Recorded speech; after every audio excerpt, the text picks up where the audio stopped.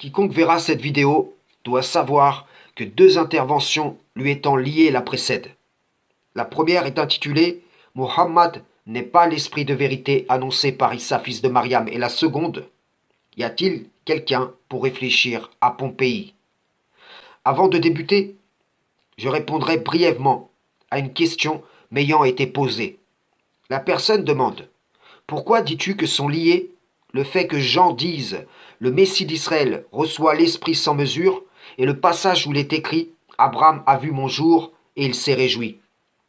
Eh bien, car ces deux réalités de l'Injil, et bien d'autres d'ailleurs, sont réunies dans l'Apocalypse d'Abraham. Dans cet écrit, il est mentionné que le Messie recevra une part de toutes choses, et ceci est lié au don de l'Esprit sans mesure. De plus, il y est mentionné qu'Abraham vit le Messie en vision, et que donc les Israélites qui lui rétorquèrent « Tu n'as pas encore 50 ans, et tu dis avoir vu Abraham », ne comprenaient simplement pas à quoi le Messie les renvoyait. Venons-en donc au vif du sujet.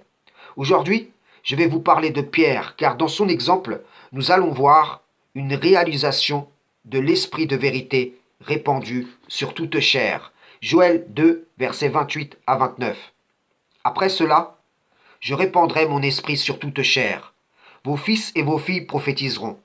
Vos vieillards auront des songes, et vos jeunes gens des visions. Même sur les serviteurs et sur les servantes, dans ces jours-là, je répandrai mon esprit. Ces jours en question sont le temps de la grâce, qui est, comme je l'ai déjà rappelé, chose réalisée depuis très longtemps. Et ceci atteste que les églises de nos jours se réclament faussement du Messie et qu'elles n'ont pas l'Esprit Saint.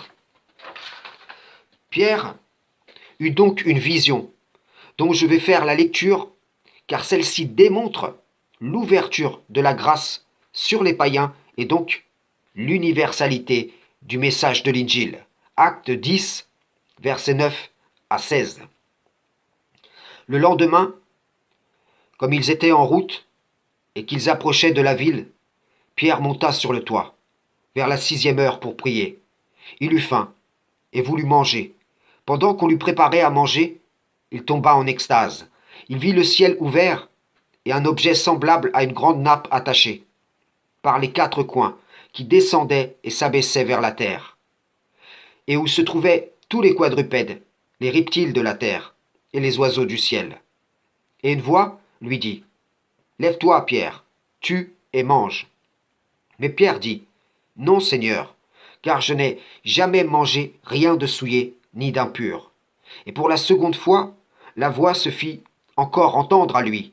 « Ce que Dieu a déclaré pur, ne le regarde pas comme souillé. » Cela arriva jusqu'à 3 fois, et aussitôt après, l'objet fut retiré dans le ciel. Précédemment, un non-israélite du nom de Corneille vit un ange qui lui prescrivit d'envoyer ses serviteurs chercher Pierre, afin que celui-ci vienne leur prêcher l'Évangile. Et ceci peut nous faire penser à Zacharie 8, verset 23. Ainsi parle l'Éternel des armées. En ces jours-là, 10 hommes de toutes les langues des nations saisiront un juif par le pan de son vêtement et diront « Nous irons avec vous, car nous avons appris que Dieu est avec vous. » Les serviteurs de Corneille arrivèrent auprès de Pierre, et il repartit avec eux. En arrivant chez Corneille, Pierre dit « Acte 10, verset 28. Vous savez, leur dit-il, qu'il est défendu à un juif de se lier avec un étranger, ou d'entrer chez lui.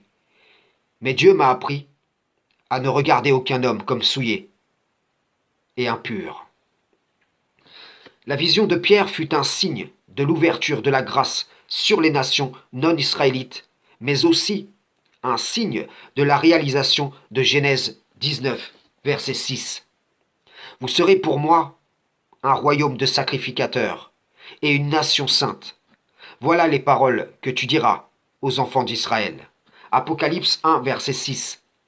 Et qui a fait de nous un royaume de sacrificateurs pour Dieu son Père, à lui soit la gloire et la puissance au siècle des siècles.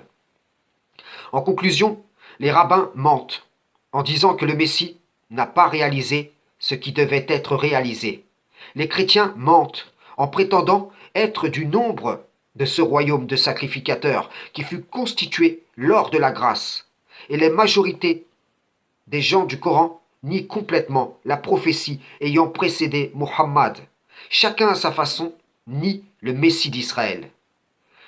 Si il y a certes en les fils d'Israël ayant rejeté le Messie une synagogue de Satan, eh bien sachez-le, les sectes forgées à partir de l'Injil et du Coran sont respectivement des églises et des mosquées de Satan, sur lesquelles règne l'image de la bête, l'esprit de Satan le banni. Frères et sœurs en islam, salam, shalom.